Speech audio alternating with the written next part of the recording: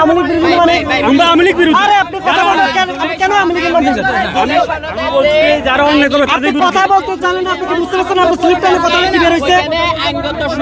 আপনার স্লিপ টানে কথাটা কি বের হইছে বুঝতে পারছেন?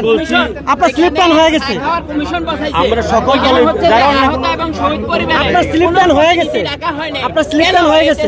আমরা রক্ত দিয়ে ঘাম দিয়ে এই দেশকে দুঃশাসন এবং স্বৈরাচারের বিরুদ্ধে দাঁড়িয়েছি আমরা। তাহলে এই স্বৈরাচারকে দূরানোর পরে এই ঐক্যমত কমিশন কেন শহীদ ফ্যামিলির লোকদেরকে রাখা হয়নি, ফ্যামিলির প্রতিনিধি কেন রাখা হয়নি এবং শহীদ এবং আহত কাউকে রাখা হয়নি এই ঐক্যমত কমিশন? এটা হলো চা খাওয়ার কমিশন। বান্ডেল থাকলে প্রতি সেনমানিতে টাকা বাঁচবে। বিকাশ সেনমানি বান্ডিল কিনে জিতুন প্রতি লেনদেনে।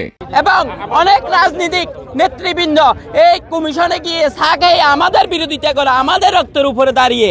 সুতরাং আমরা এগুলোর তীব্র নিন্দা জানাই, কারণ আমাদের কোনো প্রতিনিধি এখানে রাখা হয়নি ঐক্যমত কমিশনে। আপনারা দেখতে পাচ্ছেন আওয়ামী লীগের বিএনপি এবং জামাত ইসলামী অন্যান্য এনসিপি সহ সকলে ছিল এখানে, কিন্তু আহত এবং শহীদ পরিবারে কেউ ছিল না।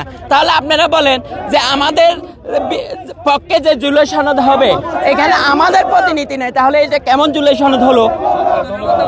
এই যে অভিযোগ করছেন, এখন আপনারা এখানে অবস্থান করছেন, এই যে রাত থেকে অবস্থান, এর মূল কারণ হচ্ছে জুলাই সনদকে আইনি ভিত্তি দিতে হবে এবং সংবিধানে যুক্ত করতে হবে।